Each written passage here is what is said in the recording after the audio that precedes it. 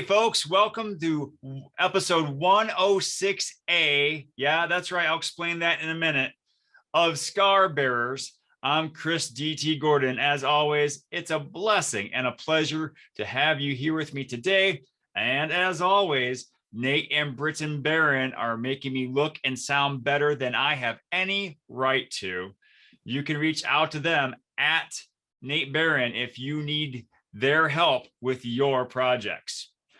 Well, it's getting close to the end of the school year for some school districts, but that doesn't mean that stressors and anxiety and problems are gone.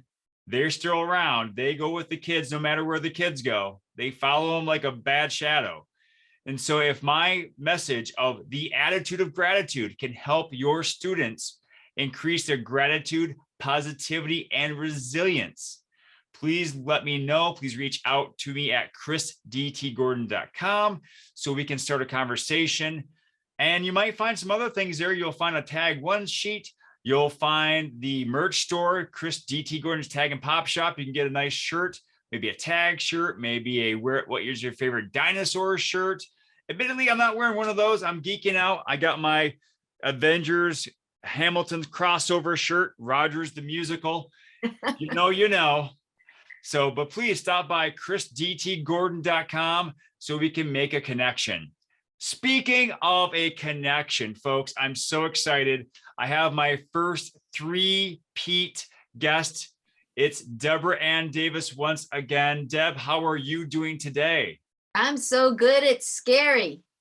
I know. I think about how far you've come since we had our first interview, and I'm so happy to see how well you are doing. And before we really get into the reason why you're here today, I would really like you to recap us on what brought you to my stage the first time around. Well, I am a person who is trying to reach an audience in terms of finding ways to help people, because my area is working with moms and their teenage daughters. So if I can do that efficiently, then I'm basically affecting two generations. Yes. And I have a daughter and I grew up with just sisters. So I have a female experience. I originally came to you because the title of your podcast was about scar bearers. And I thought, well, that's not really me because I've had such a good life. And then my husband said, well, what about this? And what about that? And I was like, oh, yes. And I didn't realize that I had incorporated the sunny side of these tragedies that had happened to me into my life. And recently somebody asked me, well, what do you say to somebody who is like thinking about harming themselves or killing themselves or something like that? Because I had mentioned that at one point when I was hit by a drunk and I broke both of my legs and my thumb and my nose, and I was living in a hospital during my second year of college. I remember that. When I went to stand up, they were trying to teach me, I had a cast on each leg. So they're trying to teach me how to stand up out of the wheelchair. So I'd been in this process for about probably 3 or 4 weeks at this point. My body had atrophied so much. I had gone from like 130 pounds to 95 pounds in just a couple of weeks. And I was all skin and bones, and my casts were flopping around on my legs because there was all this space in there that wasn't there before. Yeah. So when they put my wheelchair up behind these parallel bars, I was thinking, freedom, right? Because that meant I could get on crutches. My body had forgotten how to stand up. Oh. And so in my 19-year-old mind, and I didn't discuss this with anybody, so they couldn't tell me I was wrong, I thought that meant they had missed something on my x-rays or something like that, and I wasn't going to be able to walk again. So I lived this for 3 days, 3 very bleak days. And I kept obsessing on, how is the doctor going to tell me? And how's the doctor going to tell my parents? And how are my parents going to tell me when they come into the room to talk to me about it for the first time. It was all I thought about for 3 days. And I decided that I did not want to live a life in a wheelchair at 19. And I knew that there were plenty of people who lived productive lives in wheelchairs and with other handicaps, but I just didn't want it. So I planned out what I was going to do, and how I was going to fake everybody else so they wouldn't know I was thinking about it, Yep. And then on the third day, there was a football player in the rehab center where I was at. And he was sitting in an ice bath watching me because I was the only entertainment in the room. And I was basically, I had already given up. So they're saying, come on, try. And I'm like, yeah, all right. No, can't do it. And the football player said, why don't you stand her up and let her sit down? Maybe her body will remember how to do it backwards. So before I could even say anything, somebody put their arms under my armpits and hoisted me onto my one cast that had like a little walking knob on the bottom of it. And boom, I was standing. And I was like, oh my gosh. And my whole world completely flipped right then. Immediately, everything changed. And I say this like facetiously, but I sincerely mean it. The sky was bluer, the grass was greener, and the sun was brighter, and everything was right with the world. I was going to be able to walk, and it was life-changing, that one moment. Now, really quick, I'm sorry, really quick. Sure. Did you ever thank that football player for that suggestion? I don't even know who it was. I was just so absorbed with my sudden transformation. Yeah. That I think I probably forgot he was in the room at that point. Oh, I'm sure. I was crying, and I mean, it was. And then they said, what's going on? And I told them I thought I wasn't going to be able to walk. And they said, Deborah, the fact that you could wiggle your toes meant that you were going to be able to walk. I didn't know enough biology to understand that, Yeah. So to that football player who gave them the suggestion to stand her up, thank you. So, thank you. You have no idea what that little comment did because you were bored. Transformed my life. Thank you for your boredom. Yes. So anyway, after you stood up and you realized that everything was brighter. Right. So about, I don't know, 3 or 4 months later, I was, I think I was out of my casts by that point. But I was talking to my mother, and I confided in her that I had gone through that process of planning out my suicide. And she said to me, well, I think it was that you were depressed. And I said, no, it wasn't a depression thing. It was an intellectual, philosophical thing. I didn't want to live that way. And I feel the same way now. She goes, well, are you feeling a little depressed now? I'm going, no, I don't feel depressed. I'm just saying, if I lost my mobility, I don't think I would want to live like that. And even when I married my husband, who's like the love of my life, that sentiment didn't change. But when I had my daughter, that sentiment went right out the window. I was like, yep, I'll stay in the wheelchair. I don't care. I want to watch her grow up. I want to see my baby's babies. It all changed. Mm-hmm. So it really wasn't an issue of depression. It was an issue of quality of life for me. So so this person asked me, well, you had thought about, you had thoughts about suicide. So what do you say to a person about how to get from there to a happy place? And I said, well, I don't have experience, like I mentioned, with severe depression or being in a hopeless point in your life where everything is just awful. That wasn't what was going on with me. So I don't have that experience. But one of the things that I teach is how to physically, biologically generate on-demand happy hormones. So what I would say to a person who's at their rope's end or wit's end, and they don't see a point of going on, if there's any part of you that says, my loss would be heartbreaking to the people around me, is there a way I can hang on?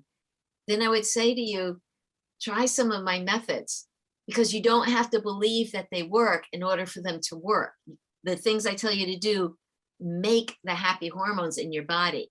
And if you can interrupt the negative hormones that are generating and coursing through your veins, then for a moment you can feel a little better. And if you feel a little better, then you can deal with the awful situation better. Yeah. So So if to go back to happy hormones and the sad hormones, what are those names? Because I know some of the names get thrown around a bit, but it's good to differentiate so we can, have a little clarification. well, first thing I want to say about the stress hormones is they're supposed to be there. If you don't have them, you die. Your body depends on them. It is not just that they stress you out, or they're created when you're stressed out. They are part of the way your body functions. Mhm. They send messages to your organs that you need to speed up, you need to slow down. But what happens in our society is we overproduce them. And so that creates damage to your body, everything from inflammation to high blood pressure to heart disease to cancer. I mean, it all promotes that when you have these high stress hormones. And the biggest one is called cortisol, that everyone hears, oh, cortisol's bad for you. But adrenaline is a stress hormone, and we don't associate the negative things with it. But if you're walking down the street and someone jumps out and yells, boo, and scares the bejesus out of you, that whole business about the elevator heart rate and you're pulling back, your muscles contract, and you're holding your breath and all that business, that's all the adrenaline taking care of your body in case there's going to be an injury. Mhm. Now, if we live that way because of stress at work or anxiety over a deadline or whatever, we live that way constantly, that adrenaline doesn't have anywhere to go. So be careful in terms of stress hormones of thinking, oh, those are the bad things, I got to stop them. No, it's the overproduction of them that is created by problems in our life, or the fact that we've got too much on our plate. Yeah. Which for many, many, many, many people, that's the second one is the more common case. Yes. Now, the good hormones are things like oxytocin, which, if you want to talk about how to generate that one on demand, the average hug lasts about 3 seconds. You know, I'm a science geek, right? Okay. Yep. Oh, I know that. And a hug that lasts like 20 seconds, like a real embrace, makes your body generate oxytocin, which is called the cuddle hormone. It is the one that you get when you hug your dog or you cuddle your cat, or when you cradle a child. It's the hormone that makes us connect. It's a hormone that makes mothers love their babies even after the excruciating pain of childbirth. Mhm. I mean, there's oxytocin all over the place there. Yeah. So that's one of your happy hormones, and you can generate that on your own by hugging or cuddling. So, oh, and interestingly enough, the way your brain works, if you envision it, you can generate, if you envision the hug or whatever, a particular one. Like for me, it's like my husband in a winter coat, and I put my arms inside of it, and his coat's wrapped around behind me, and I'm all warm and snuggly, and I have my ear against his chest, and I can hear his heart breathe, and beat, and then we kind of like do like this, and I'm all warm and safe. I picture that hug, and that creates happy hormones in me. Yeah, because the mind doesn't know the difference between reality and imagination. That's right. That's right. Exactly. And the other happy hormones are, I'll say dopamine, because dopamine is the one that's part of your reward system. It's that little rush of, I did it, every time you do something, right? So it makes you want to do it again. So you feel that little rush again. Like crossing things off a list. That's right. Remind me to mention cocaine, but I want to keep going with this direction. Don't worry, folks. We're not going crazy here. No. There's a reason for it. Yep. But dopamine makes you want to achieve something again. So if you say to yourself, I'm going to envision a hug, even though there's nobody around me right now. I'm going to envision my mother's hug or a hug I did, whatever, in high school or whatever. I'm going to envision that for just a second. And then you feel this really teeny ripple inside of you of calmness or niceness or pleasure or happiness or whatever, just a little bitty effect, so mild that you're not really sure it's there. And then you say, well, yeah, no, it is there because I just tried to do something and that appeared. Your dopamine kicks in because you just figured out that you did it. Mhm. So you get a dopamine thing on top of it. Nice. So this is what I wanted to say about cocaine. Cocaine attaches to the dopamine receptors and doesn't let go ever. Okay. So people who get high on cocaine lose the ability to generate their own happiness. They need the cocaine to increase that level.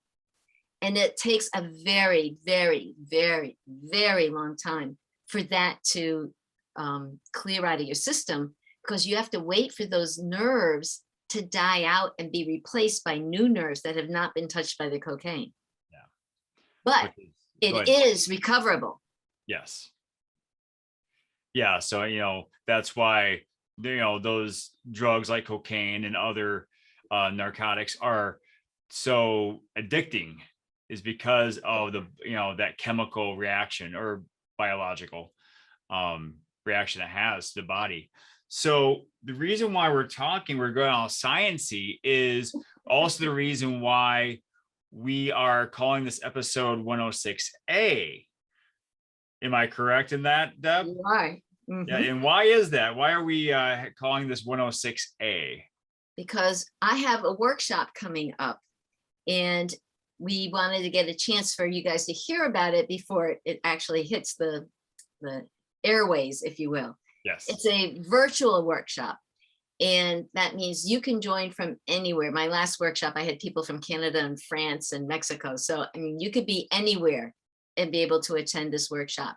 It's called Get Your Happy On and Keep It On. And it's a whole weekend. And anybody who's listening to this podcast, if you send me an email at info@deborahanndavis.com and tell me that you heard it on this podcast, I will give you a promo code so you can attend for free. Excellent. And that's because Chris has been so supportive of me, and I just want to be able to support him and his audience in the same fashion. Well, and it's going to be a great workshop. I know 3 days seems like a lot of time, but at the end of it, you will have a new outlook, you'll have more confidence, and you have all the steps you need to transform your life and maintain the momentum. Because I'm not just a one and done. I want you to know how to continue the transformation after the euphoria of being part of a group is gone, right?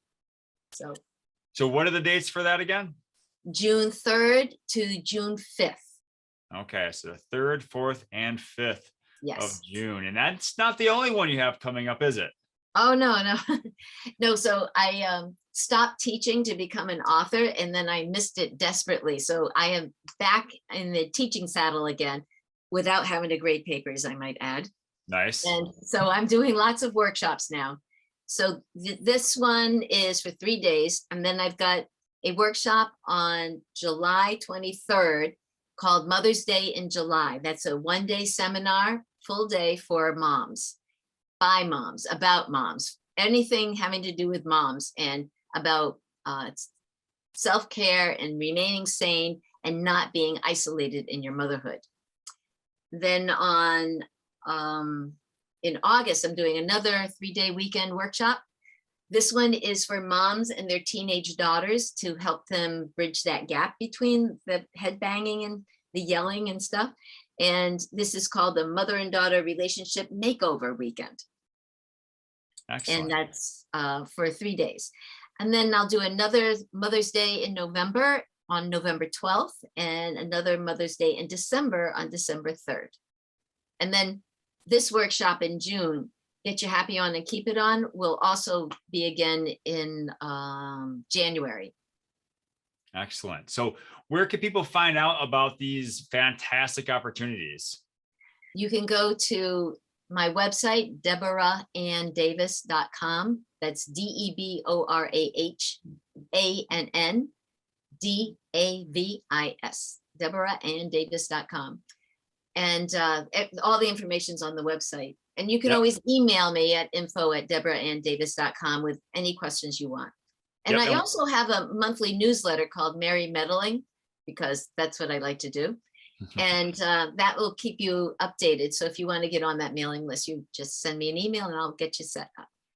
Yep. And we'll have all the information in the show notes. Excellent. So I didn't need to spell it. Yes. Well, no, it's good. It's good, because some people are, auditory learners. Mhm. So that works as well. Mhm. So, Deb, I know that you are busy with your various projects, but I want you to think back to a time where you may have had something that you weren't really grateful for then, that you actually find to be a blessing now. Wow, that's like nearly everything that's ever happened to me. Okay. But since we mentioned the car accident, I'll go there, because I got so many benefits from that, starting with my little revelation that I could actually walk. But it wasn't just that. I lost so much weight. I learned about body dysmorphia because, I didn't know that word back then, but I remember when I was strong enough to go into the mall, because none of my clothes fit me anymore, right? So my friends bundled me in my wheelchair into the car and took me to the mall. And I tried on an A-line skirt that was like a size 2. And it like hung off my hips. I had to keep adjusting so it wouldn't slide down my body. All And right. I looked in the mirror and I thought, wow, that makes my butt stick out. My butt looks like disproportionate. Mm-hmm. And then I thought to myself, how can you say that? That's a size 2. You were wearing size 11 before. And I stared and stared in the mirror and I could not see what was really there. But I knew there was a skin and bones person in front of me. So my situation was not one that I creeped into. Mine was like, got hit by a car, woke up a couple of weeks later and was skinny, which I don't recommend as a dietary Yeah. method. Yeah. I don't. Yeah. There are a lot of things that happen to me because my situation that I don't recommend people doing just for that result. Right. Exactly. Yeah. But when I had students who were anorexic or bulimic, I understood. I totally got the fact that they couldn't see. I was able to be in a parent-teacher conference with a parent and a child who had bulimia, and she was skinny as a rail. Mm-hmm. And I was able to help her because I could tell her that you trust your mother and you believe that she knows about what you should eat and where you should go and how to keep you safe and what books you should read and what movies you're old enough to see. So you believe her in all the other arenas. Why not go for a leap of faith and believe her in this one too? And let her be the person who says, you're okay. And you don't have to see it. You don't have to agree with it. You just have to believe that she's got your back and she's not going to let you get fat and she's going to help you with where you are. That one thing where she could say, I don't have to believe what you're saying to follow what you're saying, made all the difference for her. That's not going to work with everybody, but I just happened to hit it right with them. And I wouldn't have been able to do it if I hadn't had the car accident. Yeah. So there's a lot of silver linings to things that don't work out well. Plus, the car accident is what led me to go to teaching. That is true. I had lots and lots and lots of majors before that. Yeah. And then I woke up one day in the hospital, like a month into it, and remembered a really interesting demonstration the physics teacher had done. Like, he was like a showman. He always had some kind of extravagant demo to do for us. And it was so interesting. Kids would come to see his class more than once just to watch him be entertained, Yeah. And I thought, I want to do that. And that was it. I had decided I was going to be a science teacher. Boom, right there. And it wouldn't have happened without the accident. Well, I think, I love that you say that, Deb, because I know so many people, they look at the challenges they face and see them as obstacles, which they are, but Absolutely. they are also opportunities. Yes. And the fact you're able to see the latter is a blessing for everyone with whom you make contact. And so I am grateful for you for that.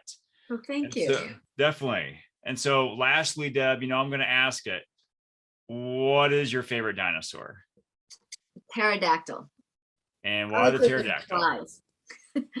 There you go. Flies and is free and I think it rates as a dinosaur, but I'm not positive. But there are some Debate. some camps that say it doesn't, but you know what? It's okay. I call it a dinosaur because they lived along the same lines, and it's a Dinobot from the Transformers, so I go with it. Therefore, I get a buy. Yeah, there you go. It's all good. Well, Deb, again, thank you so much for joining me again on Scar Bears. I greatly appreciate it. I'm so excited for the lives you're going to reach with these workshops. So thank you again. Oh, my pleasure. And everybody, we are sum totals of our experiences. So every good thing about you includes all those tragedies and problems you've had. So enjoy it. Thank you, Deb. And again, folks, you can find her information in the show notes. Her website is deborahanndavis.com. And you can also reach her at info@deborahanndavis.com. Go to those workshops, let her expertise and knowledge benefit your life.